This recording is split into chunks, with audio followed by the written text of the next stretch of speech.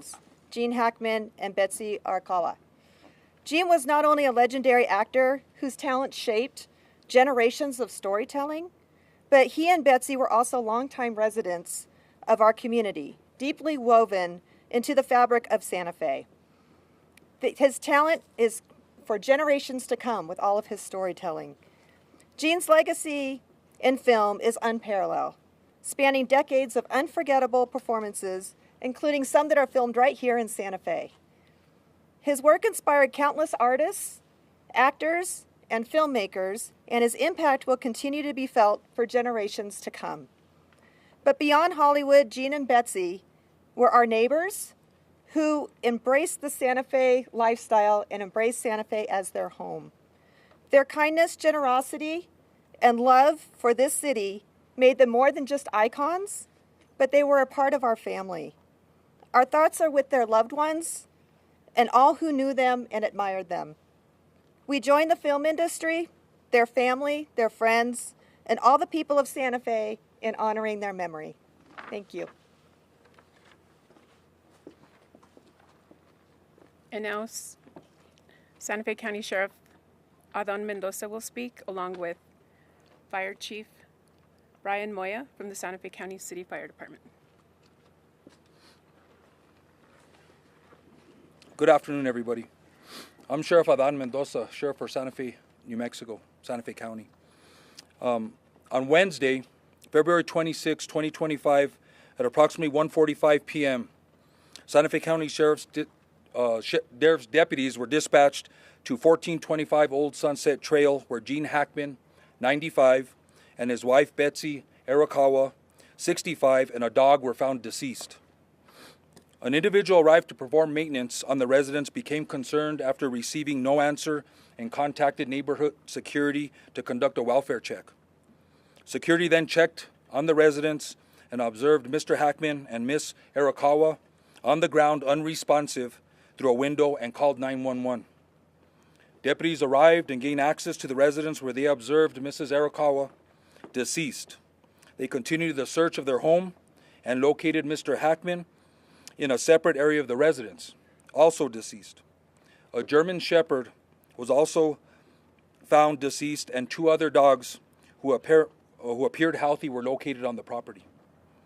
Deputies then secured the scene and notified the Criminal Investigations Division. Due to the unusual circumstances of two decedents in the residence, there was a concern for scene safety. Santa Fe City fire personnel and the New Mexico Gas Company were requested to the scene to test for carbon monoxide or other foreign elements. The scene was deemed safe, and approximately 9:30 p.m., a search warrant was issued and executed on the residence. Now, collected from the residence, from this search warrant, there were 2 green in color cell phones, 2 bottles of medication, 1 bottle of over-the-counter Tylenol, My Request medical records, and a 2025 monthly planner calendar. Those items were secured from the residence for evidentiary purposes.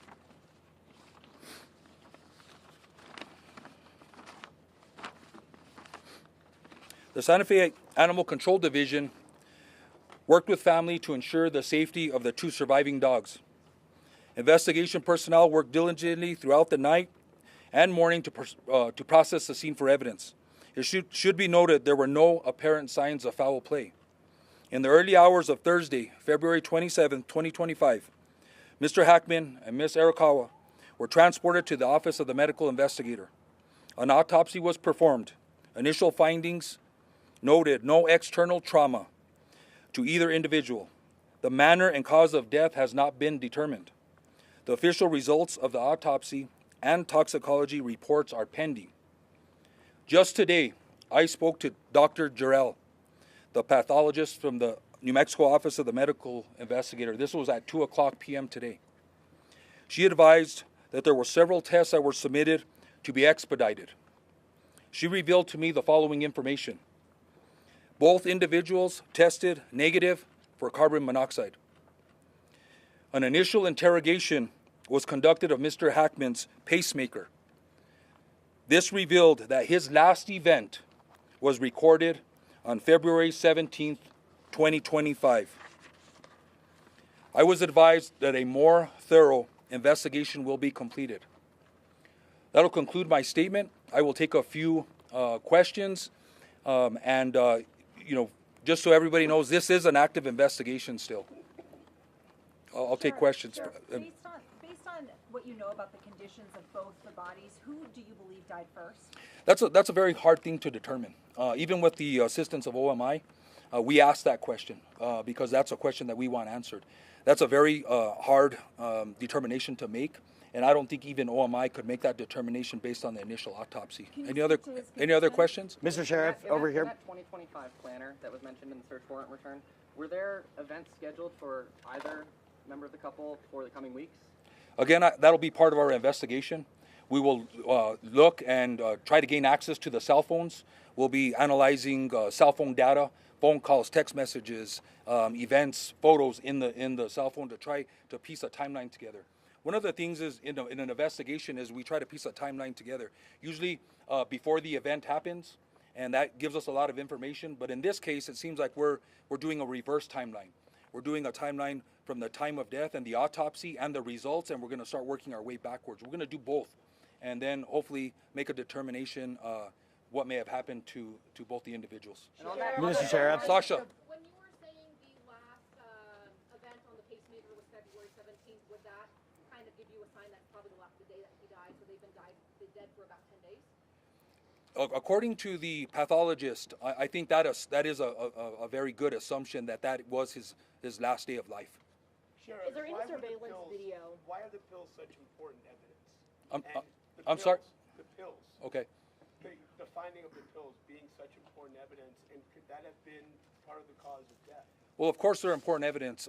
These are things that I think are important for the pathologist and OMI to consider to try to make a determination what the cause and manner of death are. So all that information is collected, not just for us, but we can provide that information to the pathologist and OMI so they can try and make a determination of what the manner and cause is. And I think that's important for OMI also.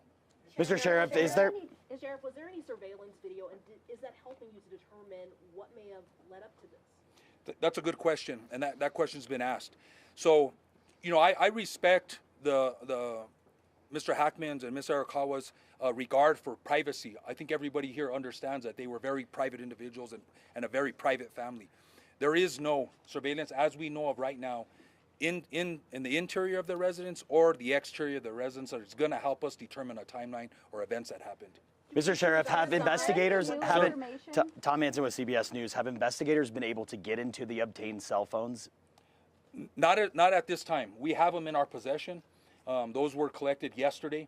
It's going to take a process. We do have software, and we may have to reach out to other agencies for assistance to get past, if they're password protected, to get past the passwords and gain access to that information. So this is some other things that it's going to take a little bit of time.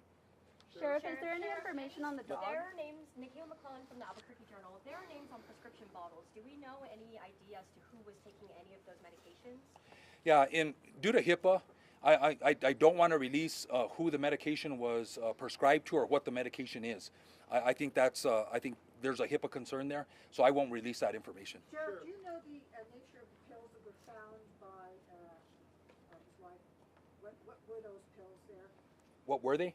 Yeah, I think I just answered that question. I think I stated I'm not going to release the actual medication or who it was prescribed to due to HIPAA questions. Sir. On the carbon monoxide part of it, is that what the pathologist told you? Does that rule out carbon monoxide, or is it possible it kind of dissipated from the body and you just weren't able to find signs of it? I think that's a question for the pathologist. It's with that information, I'm assuming that at the time of death that they were negative for carbon monoxide, which means to me that that is possibly ruled out. That's another conversation I think that we will have with the pathologist and OMI to make sure that that's still not indication, but it sounds like that's ruled out.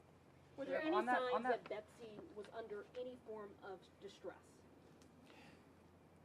I don't have that information. Again, I didn't personally see the individuals, so there's no indication that there was any stress. There was no indication of of any of that I can tell or that I can share, unfortunately. Has foul play been ruled out? Hold on. Anybody else? I know you've asked a question, ma'am. Sheriff, was there any significance to the space heater being located near her head, that detail, and any more information about how the dogs died? No, I don't think the space, now that we've ruled out carbon monoxide, unless there's something else that comes back in the toxicology report, that we have to look, we're going to look at everything, right? We have photographs, we've documented everything that was close to the body in the room, then we'll look at that a little closer. But right now, there's no indication that has anything to do with it. Were you able to determine whether they fell or not? Like, was there any trauma evidence on the bodies to suggest a fall? No, I don't think there was any indication that again, there was no trauma indicated on the body. I'm assuming if they would have fell or injured themselves or a head injury or brain injury, that would have been discovered by the pathologist. So I'm going to say that they weren't. Just to follow up, that you saw the sunglasses and the cane on the floor, according to the reports. That would seem to go against that. That's up to the detective and OMI to work out.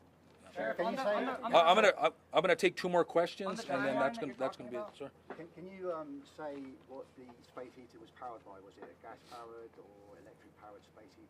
I don't know that information right off the top. On the timeline? Sir. How long do you think we'll have more concrete answers of what happened? Again, we're waiting for the autopsy results and the toxicology. The doctor, the pathologist, shared that information, which I think some tests were expedited. And so she shared that information with me because she thought it was relevant to the case and important for the public to know. I don't know.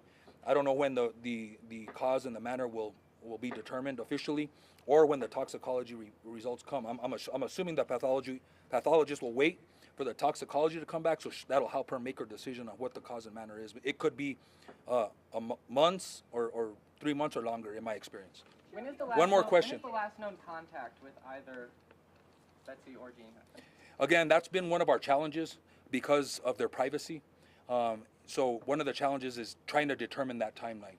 I think the event of the pacemaker gives us an idea, but we're gonna sift through the cell phone records. We're gonna go through the planner. We're contacting workers, maintenance workers, family members, security. We're going to be talking to security. It's a secure subdivision.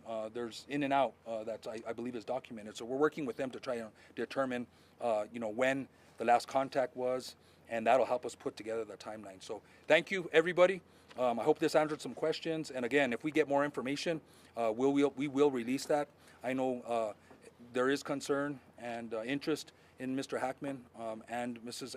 Arakawa, and I just appreciate your patience. Thank you.